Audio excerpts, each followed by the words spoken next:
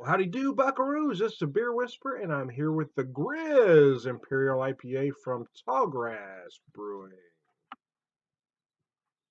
Hey, I've got one that just came out from Tallgrass. The Grizz Imperial IPA, 9.5%, 87 IBUs, Brewer's Malt, Gold Pills, Vienna, Cara Pills, and Cara Brown are the malts you use. It uses Cascade, Citra, Eldorado, and Magnum. It also uses cane sugar. So there you go. I actually had one of these last night and did a short written review on my Facebook page, The Beer Whisperer. You show it to you. It does pour a beautiful. I'm using my Diamond Bear uh, Belgian tulip here. I love this glass. I do. As you can see, it pours a beautiful golden. I had a nice head when I took the picture, as you can see, but it took me a few minutes to get the rest of it set up.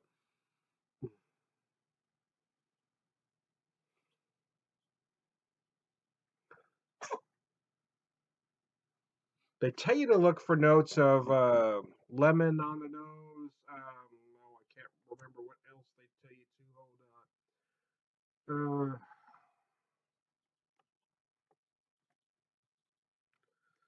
They tell you to look for big citrus, hot flavors melding grapefruit, peach, and orange with hints of lemon and mango on the nose. Yeah. I don't know.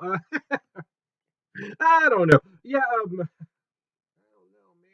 know, man. Yeah, you do get some lemon. I noticed yesterday as I was doing this, both the aromas and the flavors really brightened up as it warmed. Um,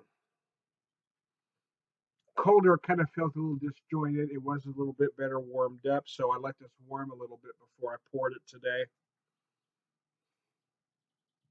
They say lemon and mango. I'm also feeling lime zest on the nose.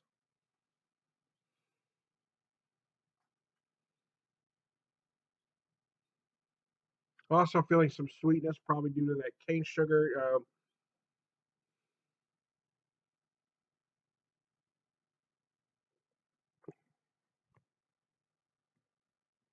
The alcohol presence is it's 9.5%. The cane, I'm guessing due to the cane sugar, you can really feel that alcohol presence. It's not necessarily off-putting, but you do know it's there. It kind of reminded me a lot of the Three Floyds Arctic Panzerwolf. It kind of had that same kind of that warm alcohol feel and aftertaste to it that beer had for me.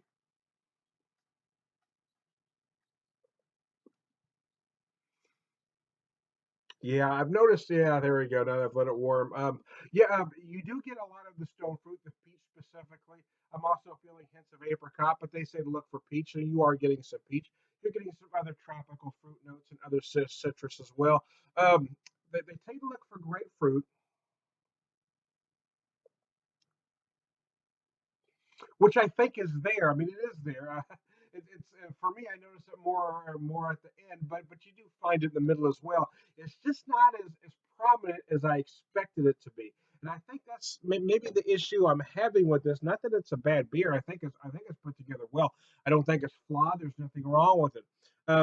But all the everything does come together pretty well. But I'm really not noticing that one thing that makes me go, "Holy crap!"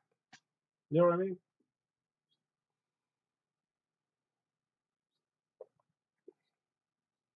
I think a lot of the problem is, anyway, for me, is that there are so many Imperial IPAs that are double IPAs that are very similar. I don't know that this one sets itself apart from anything. Like I said, it does remind me a whole lot of the Three Floyds Arctic Panzerwolf.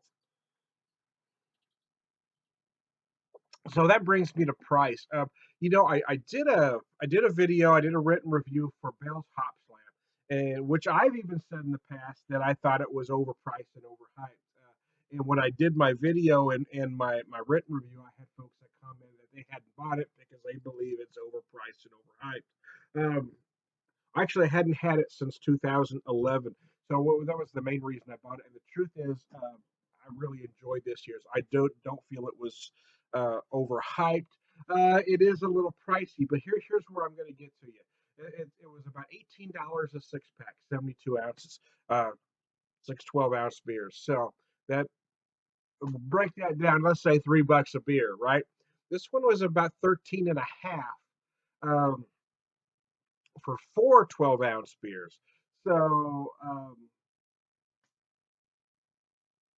not quite 350 a beer, So ounce wise, actually the Bell's Hop Slam is the better value if you're looking at it that way. I think a lot of people get, a price. You look at a lot of people complain about the Hop Slam, but the price of the Hop Slam, but then they'll pay somewhere between $8 to $10 for a bomber, which is more per ounce. I guess the difference is, and here's the argument. I'm kind of going to play devil's advocate with myself. Is yes, I am paying more per ounce, Tom, for that $8 to $10 22-ounce beer, but I'm only investing $8 to $10 and not 18, and that's the difference. A lot of people don't want to invest in a six pack. I am one of the guys. I guess I'm becoming more rare, I suppose. I look at pictures of craft beer online and all the various groups I'm in, and I think it has become trendy for everybody just to buy singles these days. I don't do that. I like to buy six packs, so I don't buy as many. I'm not a ticker. I'm not looking to put as many notches on my belt. I want to enjoy the beers. So I guess it's all in how you look at it. The bottom line is I kind of went a long way around the bar to say it's a little pricey, I suppose. It depends on how you look at it. Not really more than most double or imperial IPAs on the market. So it's just going to depend on what you look for. I don't like to use the term better. People are going to ask, well, is it better than the hop Sam? Is it worse than the hops? Do you like the hops? I don't like the term better because I think the word itself implies quality. Now, for my particular taste buds, this one wasn't necessarily in my wheelhouse, but I think it is a first class Imperial IPA because I think it will work for many. The flavors are nice. They do come together well. It's not necessarily what I'm looking for, and I think that's a distinction that a lot of beer reviewers just don't get. If something doesn't work for them, for their particular taste, they say it's bad or it's not any good. Look, is it flawed? That's my question. Is it flawed? In 99% of the time, the answer is going to be no. They just like taste of something else. It doesn't necessarily mean another beer is better. That's why there's a couple beer reviewers that I really like. Well, one in particular is John the Beer Guru, Brew Guru rather, Brew BRUGR. I can't speak. BRUGURU.com. Check him out because he's one of those guys that really makes that distinction. He gives a comprehensive beer review, but then he also talks about value as well. He's one of the few that do. So if you get a chance, check him out because he's one of the guys, one of the very, very, very few beer reviewers out there that really makes sense. So there you go.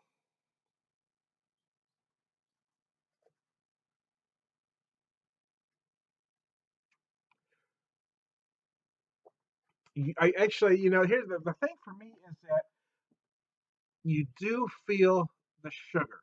You do feel the cane sugar. So I'm not going to go so far as to say it's off-putting, but it doesn't quite work for me. And some are going to like it because it does lighten the body and bring that ABV up.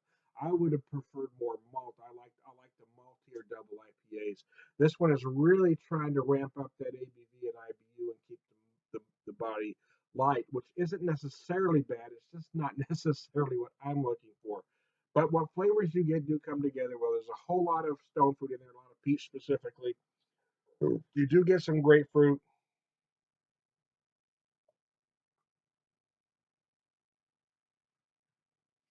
There are other tropical fruit flavors going on. There are some just very slight kind of peppery notes right near the end. So there you go. Hey, I read this a hell of a longer than I intended to. I'm done with Beer Whisper. We'll talk to you later. Yeah, here's the thing. People have asked me, I even had, some folks get me some. I don't do beer reviews. I'm just having a beer and having a conversation. I try to give you tasting notes, but that's not really what I do. I'm more about the commentary. So there you go. Hey, I'm Tony the Beer Whisperer, and we'll talk to you later. Wow. And that's the 9.5%, 87 IBU. The Grizz from Tallgrass. Tallgrass does some fine stuff. Their Wooden Rooster I really love. And I think a lot of folks are going to love this beer. A lot of folks love the Three Floyds Arctic Panzer Wolf. I found this one very similar. Some are going to like it, but you can feel the alcohol. So it's going to depend on your particular set of taste buds. I'm Tone the Beer Whisperer. Ooh, bye bye.